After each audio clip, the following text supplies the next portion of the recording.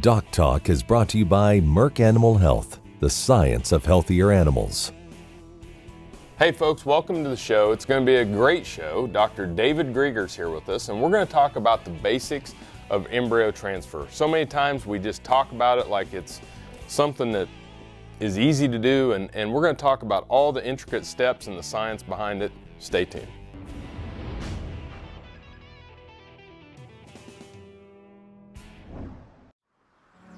As dependable as the sunrise, in dairy parlors, open pastures, on ranches and feed yards across America, a place where reputation is more than a name, where the science of healthier animals is a way of life.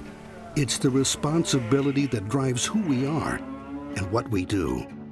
Every decision, every day. It's your livelihood and our responsibility. Closed captioning brought to you by VetGun with Amel and new AMA Abamectin Vet Caps, the 1-2 punch against hornfly resistance from AgriLabs.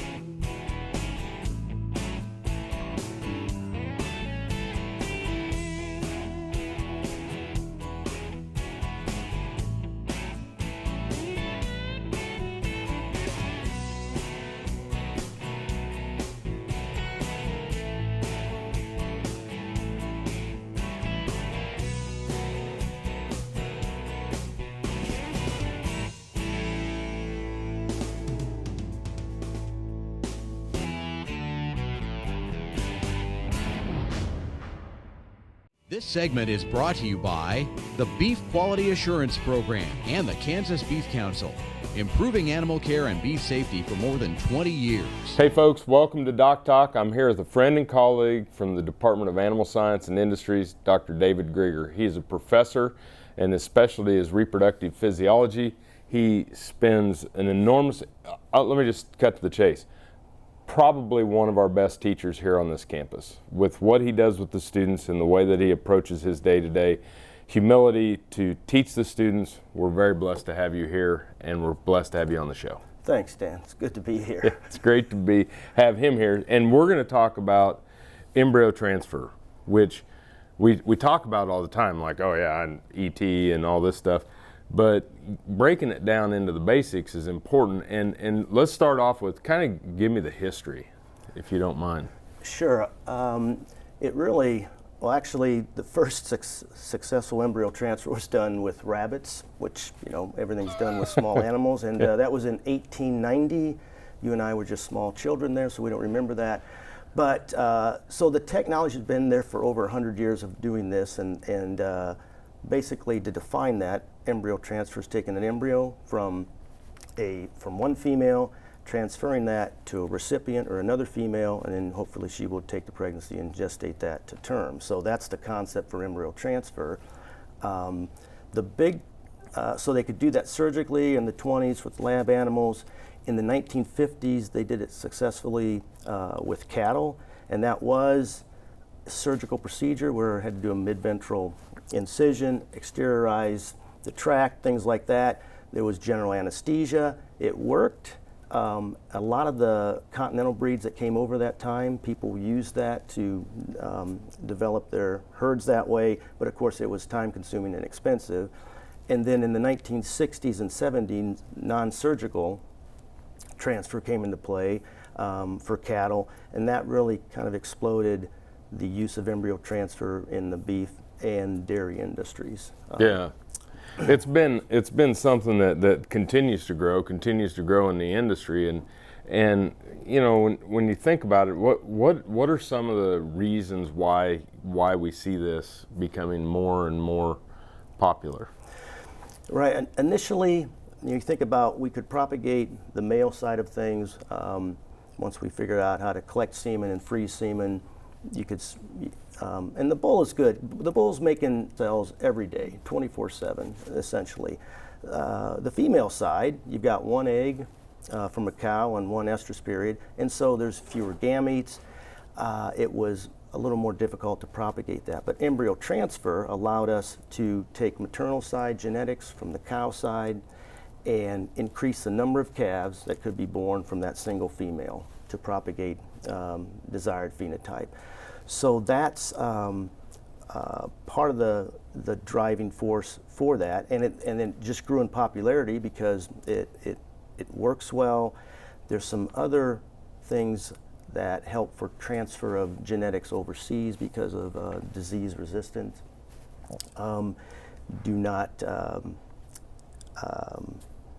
It helps prevent disease transmission. So that was kind of the driving force for embryo transfer commercially for our cattle industries. It's unbelievable. And folks, the way that it's taken off and having someone here that's an expert in it like Dr. Grieger, this is going to be a special show. I appreciate the setup. We're going to take a commercial break here. When we come back, we're going to talk about setting that donor cow up with Dr. David Grieger.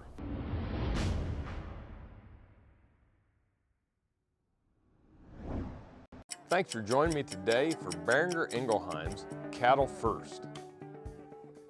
When we start to think about labels that are on bottles of antibiotics, it's extremely important that we follow them. The first thing that's on the label, what species is this indicated for? So it might be for cattle, for horses, for dogs, or cats. Once we understand the species that these products are labeled for, what's the indication? Bovine respiratory disease. Could it be for foot rot? There's a list of species, indications. After that, what's the dosage, what's the route of administration, and then what's the withdrawal time, or the time in which it's safe to take an animal to slaughter from the time in which the animal was last treated until that animal was slaughtered. So, species, indication, dosage, route of administration, withdrawal. All of these are important components on a label, so make sure that you follow them and use antibiotics judiciously. Boehringer Ingelheim's Cattle First.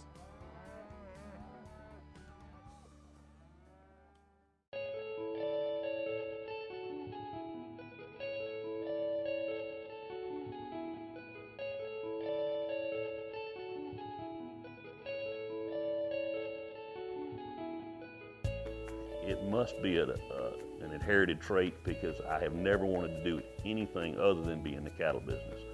And it's interesting as I have grandchildren now, little bitty ones. All they want to do is go to the barn, swing a rope, and be a cowboy. It's something. It's a lifestyle that we have, the way we make a living, obviously.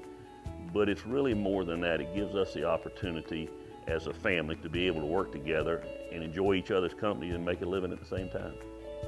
We've been using Triangle for years, and the reason we do it's been safe and effective, and we're going to continue to do that.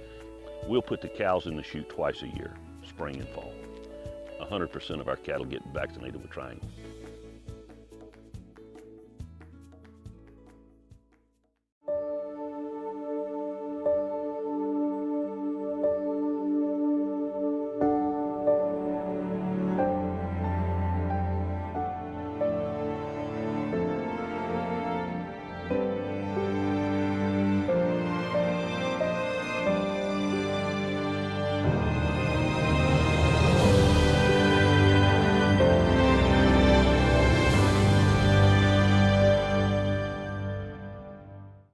This segment is brought to you by the Beef Quality Assurance Program and the Kansas Beef Council, improving animal care and beef safety for more than 20 years.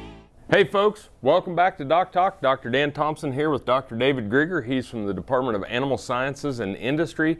He is a professor with a specialty in reproductive physiology and teaches students from all over the globe here at K-State. So if you come here to animal science, this is one of the guys you get an opportunity to learn from, and we're really proud of him. David, let's talk about setting up that donor cow. So we have a donor cow that gives the embryos, and we have then some stuff that goes on in the middle, and then we have a recip cow, and so we're going to talk about those three components.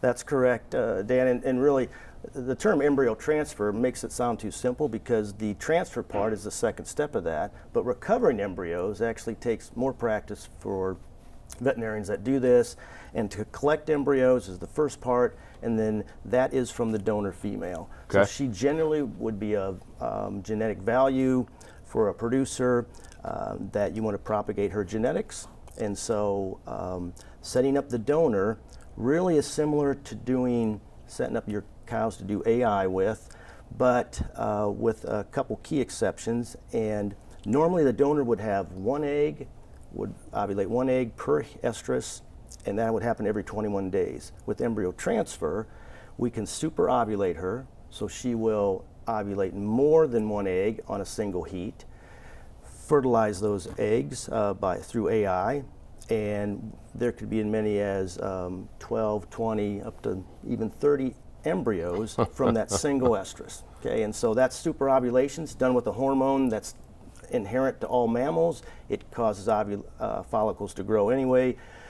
We give a little more of that, so she'll ovulate more eggs on a single heat. The donor would be set up at day 10 of her cycle. So you have to know when she comes into heat, and if day heat was today, we would wait 10 days from now and start these FSH injections. Gotcha. And hopefully she would build more eggs. Towards the end, those 4 days of giving that to the donor, we would give a prostaglandin shot to bring her into heat towards the end of that. And so then it's just like regular AI, except you're going to inseminate that donor female. Hopefully all of those eggs that she's ovulated will get fertilized, and then we don't do anything with her for another week. The reason we can do this is for the first week, the egg, I know this is a chicken egg, I apologize for that, but the egg looks like this in cattle, right? There's a protective coating on that. It's a soft covering. It's in the uterus, but it is not attached, okay? Okay. And so that's why we can do that in the first week, is because that embryo can be flushed out of the donor, right? And we can keep that alive.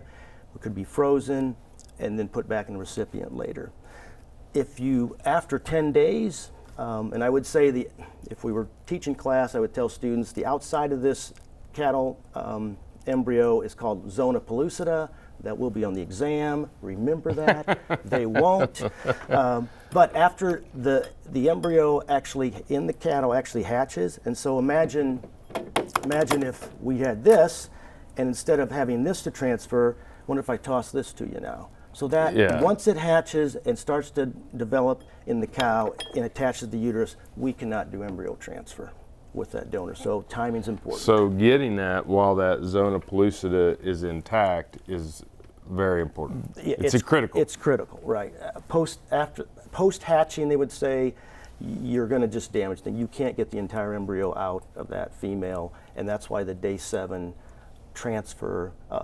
Collection and transfer is important on this whole process. It's been like that since they've started. Cool. Well, let's take a break. When we come back, let's pick up right where we left off, and we'll go through the process. Folks, this is really, really interesting stuff. We're going to fry some eggs while we're gone to commercial. Y'all take care and come right back to DocTalk.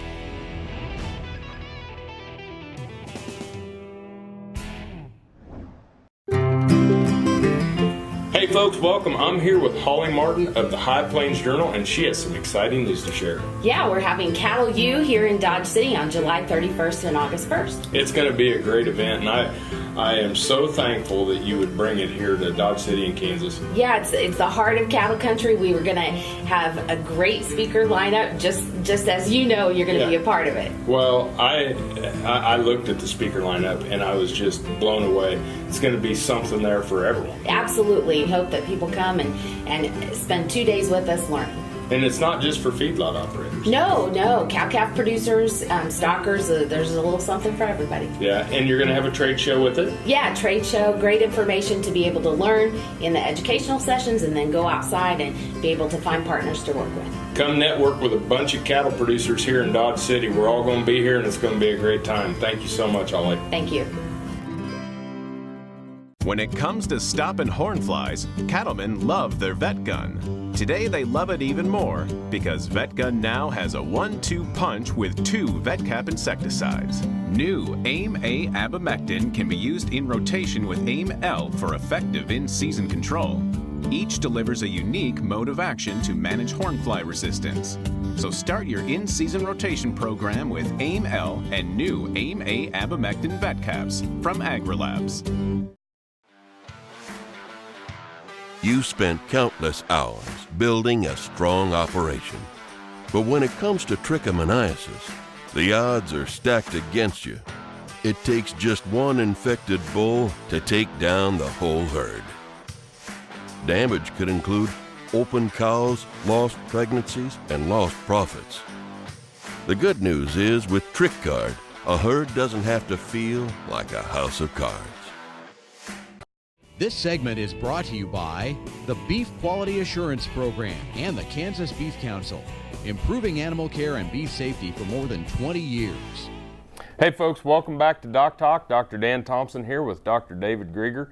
He's from the Department of Animal Sciences Industry here at Kansas State University, where he specializes in reproductive physiology, one of our best teachers on this campus, regardless of the subject, someone who truly cares about our students. And so if you have an idea to come to K-State, this is one of the guys that you'll get in the classroom, and we're excited about that. So I guess we have the cow ready to flush, right? We do. Right. And we hear that term all the time. I'm gonna go flush these cows, you know.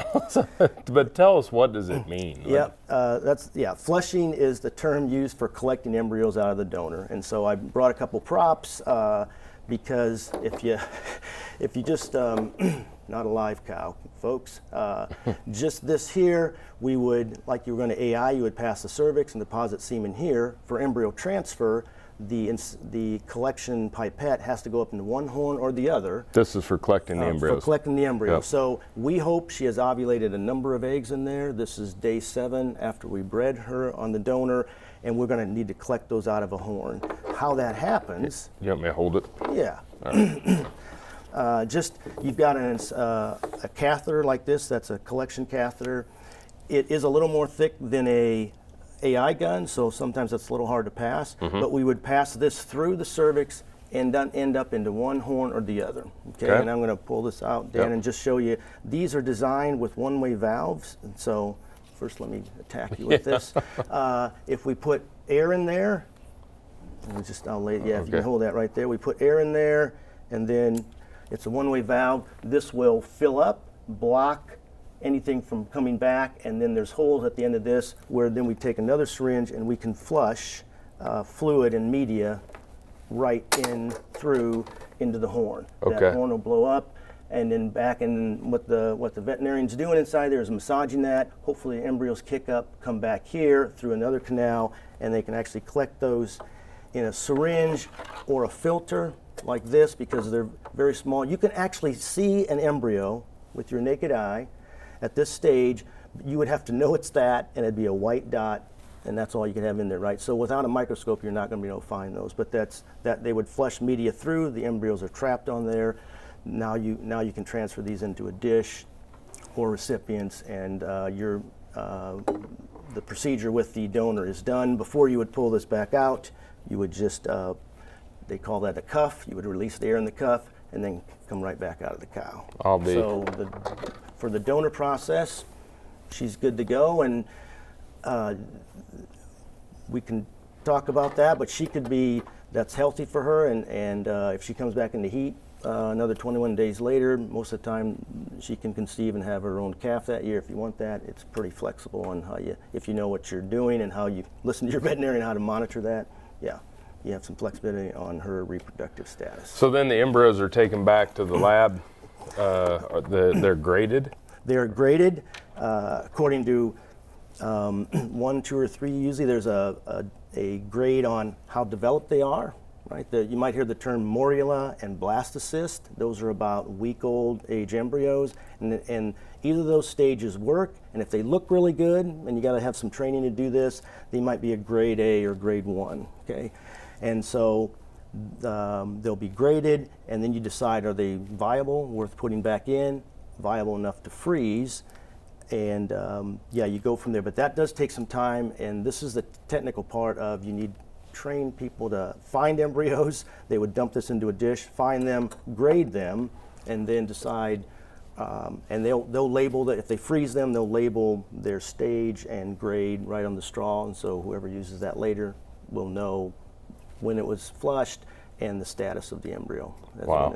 Now they're ready for the recip, and that'll be our last segment. Okay. So this is perfect timing. Okay. Folks, Dr. David Grieger here at Kansas State University. More after these messages.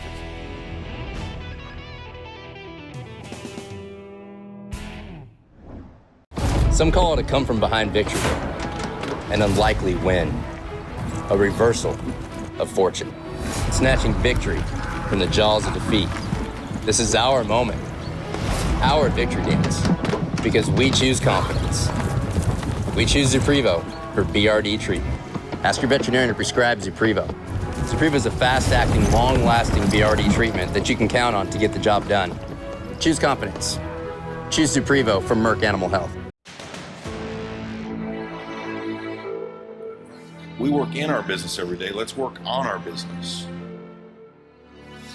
This is practical information brought to you by those doing it every day. No theories, no opinions, just real people with real information that do it every day.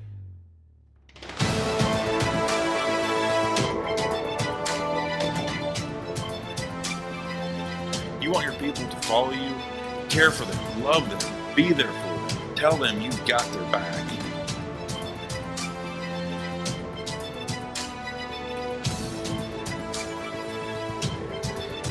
It's not about you, it's not about me, it's about our people.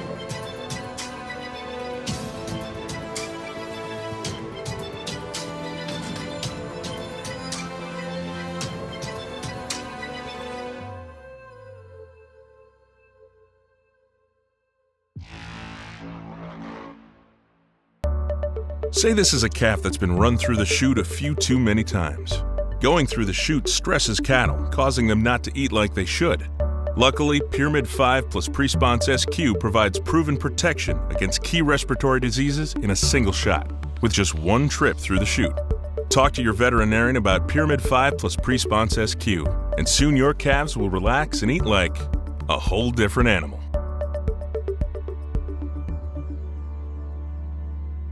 This segment is brought to you by the Beef Quality Assurance Program and the Kansas Beef Council, improving animal care and beef safety for more than 20 years. Hey folks, welcome back to DocTalk. I'm here with Dr. David Grieger. He's a friend and colleague from the Department of Animal Sciences and Industry.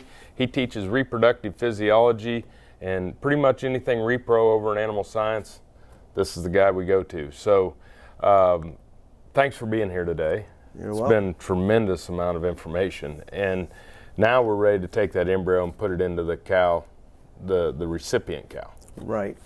And I just need to say this, if you've done this, you know this, but your recipient needs to be a healthy female, can be heifer or cow. Cow could be a little better depends on the size of the calf, but don't use for recipients for your embryo transfer program for ones that you've AI'd 3 times and they haven't stuck, or they've been with a bull, and sometimes people use that. And so use healthy females, and they don't have to be pretty. They do not. They need to have, they do, and that's a good, coat color doesn't matter, don't have to be pretty. If they have functional uterus and ovaries and they have regular estrous cycles, that's what you need for the recipient.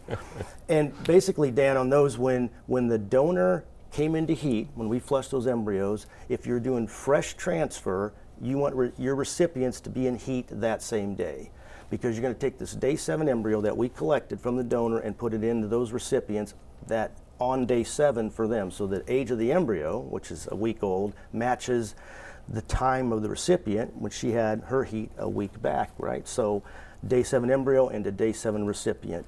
And usually that's why freezing is good, because if you've got 10 eggs to put in and only 5 recipients, you might have 5 extra eggs. You never can predict how many you get from a flush, and you could freeze some of those back. But yeah, that's it. You just want to make sure, and the veterinarian will usually palpate the ovaries and see if there's a good corpus luteum that she did have a heat, and make the call of whether to put that embryo in. And then it does go in, I would say one thing, instead of like AI, that embryo does go in deep into one horn, the horn that the recipient ovulated on that side. So that's one difference than AI. So a little palpation skill is necessary to know which horn to put that into. That makes a lot of sense, but I would never thought that you put it on the side that the ovulation occurred. That's, yeah, if you don't do that, you will not generate a pregnancy. So well, this has been tremendous, and I appreciate it. I know how busy you are, and very thankful that you would come over and participate.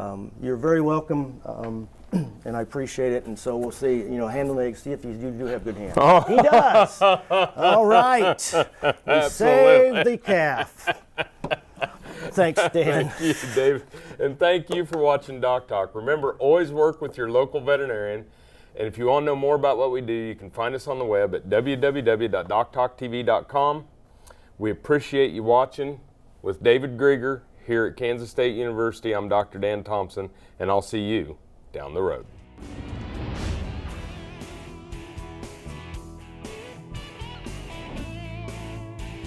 Closed captioning brought to you by Vet Gun with Amel and new AMA Abamectin Vet Caps, the 1-2 punch against hornfly resistance from AgriLabs. For more information about this program or previous programs, go to DocTalkTV.com. DocTalk was brought to you by Merck Animal Health, the science of healthier animals.